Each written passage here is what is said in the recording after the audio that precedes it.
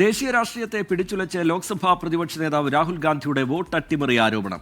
രാഹുൽ ഗാന്ധി ഇന്നലെ വാർത്താസമ്മേളനത്തിൽ വിശദീകരിച്ച ക്രമക്കേടുകൾ തൃശൂരിലും നടന്നിട്ടുണ്ടെന്ന് കഴിഞ്ഞ ലോക്സഭാ തെരഞ്ഞെടുപ്പിൽ LDF സ്ഥാനാർത്ഥിയായിരുന്ന VS സുനിൽകുമാർ ആരോപിച്ചു.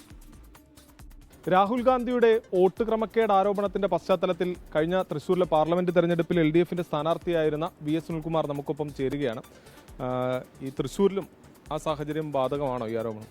തീർച്ചയായിട്ടും തൃശ്ശൂരിനെ സംബന്ധിച്ചിടത്തോളം രാഹുൽ ഗാന്ധിയുടെ വെളിപ്പെടുത്തൽ തൃശ്ശൂരിനെ സംബന്ധിച്ച് വളരെ പ്രധാനപ്പെട്ടതാണ്. കാരണം 2024 മാർച്ച് മാസം 25-ാം തീയതി ഞങ്ങൾ കൊടുത്തൊരു പരാതിയുണ്ട്. ആ പരാതിയിൽ പറഞ്ഞിരിക്കുന്ന അതേ കാര്യങ്ങളാണ് ബാംഗ്ലൂരിലെ മണ്ഡലത്തിൽ സംഭവിച്ചതായിട്ട് ഇപ്പോൾ രാഹുൽ ഗാന്ധി പറഞ്ഞിരിക്കുന്നത്.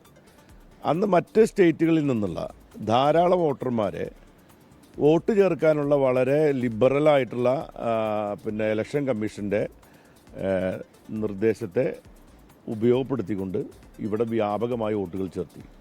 സുരേഷ് ഗോപിയുടെ കുടുംബാംഗങ്ങളുടെ പേരിലൊക്കെ വോട്ടുണ്ടായിരുന്നു. അവരിപ്പോഴും ഇവിടെ സ്ഥിരതാമസക്കാരല്ല. ഇപ്പോൾ ഒരു ഉദാഹരണം തന്നെ പറഞ്ഞാൽ, ഇപ്പോൾ സ്ഥാനാർത്ഥി തന്നെ ഇവിടെ സ്ഥിരതാമസക്കാരനാണെന്ന് പറഞ്ഞിട്ടാണല്ലോ വോട്ട് ചെയ്തത്, ഇവിടെ ചേർത്തത്. അദ്ദേഹം സ്ഥിരതാമസം ഉണ്ടോ? അദ്ദേഹത്തിൻ്റെ ഭാര്യ ഇവിടെ സ്ഥിരതാമസം ഉണ്ടോ? അദ്ദേഹത്തിന് അനുജൻ ഇവിടെ സ്ഥിരതാമസം ഉണ്ടോ? അദ്ദേഹത്തിൻ്റെ ഡ്രൈവർ ഇവിടെ സ്ഥിരതാമസം ഉണ്ടോ? അപ്പോൾ നമ്മൾ അകലേക്കൊന്നും പോകണ്ടല്ലോ. അതൊരു അവകാശമാണെന്ന് പറയാം. അവർക്ക് വേണമെങ്കിൽ അവരിവിടെ, അങ്ങനെയാണെങ്കിൽ കെ മുരളീധരൻ ഇവിടെ സ്ഥാനാർത്ഥിയായിരുന്നല്ലോ, അദ്ദേഹത്തിന് വോട്ടിങ്ങോട്ടേക്ക് മാറ്റിയില്ലല്ലോ. അദ്ദേഹം വോട്ട് ചെയ്യാൻ വേണ്ടി തിരുവനന്തപുരത്ത് പോയിട്ടാണല്ലോ അദ്ദേഹം വോട്ട് ചെയ്തത്. അന്നത്തെ ജില്ലാ കളക്ടർ BJPക്ക് വേണ്ടി പ്രവർത്തിച്ചിട്ടുണ്ടോ? അന്നത്തെ ജില്ലാ കളക്ടറെ പറ്റി ഞാൻ വളരെ സംശയത്തോടു കൂടി തന്നെ വീക്ഷിക്കുന്ന ഒരാളാണ്. അന്നത്തെ ജില്ലാ കളക്ടർ വളരെ മാന്യനായിട്ടാണ് നമുക്ക് തോന്നിയത്.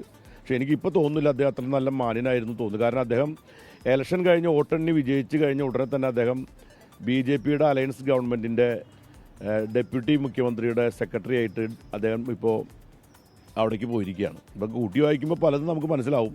എന്തായാലും ഗുരുതരമായ ആരോപണങ്ങളാണ് VS സുനിൽകുമാർ മുന്നോട്ട് വയ്ക്കുന്നത്. അദ്ദേഹം കഴിഞ്ഞ തെരഞ്ഞെടുപ്പിന് ശേഷം ഇലക്ഷൻ കമ്മീഷൻ കൊടുത്ത പരാതി അടക്കം പുറത്തുവിടുകയും ചെയ്തിട്ടുണ്ട്. ക്യാമറാമാൻ ബിനേഷ് ബാബുരാജിനൊപ്പം സൂരജ് സജി, 24.